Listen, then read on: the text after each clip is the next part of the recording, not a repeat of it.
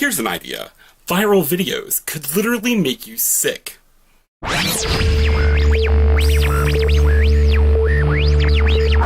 This week on The Den, we've been sharing our love for viral videos. You know, those quirky, funny, and sometimes horrible videos that you just can't help but share and subject your friends to. Now, I know what you're thinking. Just because we call something viral doesn't necessarily mean that it is literally viral. I mean, it's just a metaphor. Yes, to say that something is viral is in fact a metaphor, but the underlying implication of that metaphor is that it behaves in a very similar fashion to an IRL virus. So it has similar patterns and behaviors that we can look at in viral patterns and apply to a different situation here in terms of videos. So the common cold, influenza, and other serious diseases get into our bodies through viruses. These little tiny things get into our cells and they infect our cells, and then they replicate other viruses from the infected cell. And this begins this chain of replication until we cough and we sneeze and we get sick. And once one person gets sick, if left unchecked, that person can then spread that virus through chains of social connections and mass transit into the general population. So what may start as a sniffle could explode into a global pandemic given the proper circumstances. Over time, though, our immune systems build up a sufficient response of antibodies to help combat the virus replication. However, over time, as viruses transmit within a human body from cell to cell or outside of people to other people, viruses can undergo mutations and they can grow and change and adapt and become even more deadly. Or they could die out. It just depends. Viral videos operate in exactly the same sort of way. The person who uploads the original video could be considered a patient zero scenario.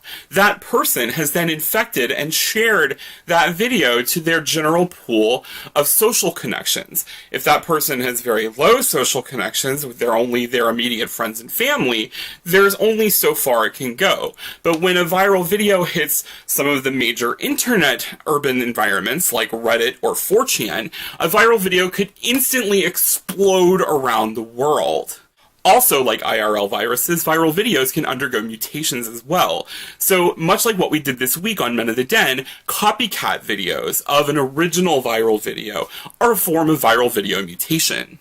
Thankfully, just like IRL viruses, we can also develop immune responses to our own psychological addiction to viral video chains, and over time, we can develop a herd immunity to a certain strand of viral video. So for instance, the Harlem Shake series was a huge series of mutated viral videos. But how long did it take in that viral video chain for us to develop a sufficient herd immunity to Harlem Shake viral video creation? But can you literally get sick from a viral video? In a recent study published in the Proceedings of the National Academy of Sciences, Kramer et al. Released a series of research that they conducted on Facebook.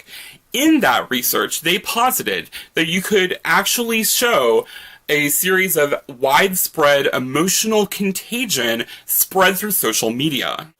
In this admittedly ethically questionable study, what they did was they suppressed positive posts from some people's friends' feeds and negative posts from some people's friends' feeds. The results were that people who saw more negative posts actually developed negative emotional responses in return, developing a kind of empathy for their friends. And those who saw more positive posts actually developed much more positive posts themselves. So the researchers then claim that what you can do in social media is actually influence the emotional states of many, many people by showing them what their friends are actually feeling. And this didn't mean that they had to actually see their friends, just what their friends were writing about their lives. Links down in the doobly-doo. Now, while that study didn't specifically look at video, there is one very clear example where people were exposed to video footage that had a clear psychological and physiological response. Now, I'm going to put a great big trigger warning on what I'm about to talk about, because we're going to talk about September 11th. And I know that there's a lot of people that still have emotional stress responses to September 11th. In the aftermath of September 11th, American news media began a nonstop 24-hour coverage of the events that were taking place in New York. Video footage of planes striking the World Trade Center, the eventual collapse of the World Trade Center buildings, and the aftermath upon the populace of New York were part of this 24-hour cycle of film footage that people were engrossed in. Because of this domination in the media, people had no or very little recourse to turn away from the footage that they were watching. And a lot of these images were cycled over and over and over again, creating a kind of meme within the minds of those people who were watching this footage. And this video footage was carried into every household in the United States and millions upon millions of households around the world. Regardless of where people lived, their exposure to watching this video had both a psychological and sometimes physiological effect upon them. Researchers at the University of California, Irvine found that participants in a study who watched more than 4 hours a day of 9/11 or Iraq War footage suffered both acute stress and post-traumatic stress disorders as a result of watching this footage.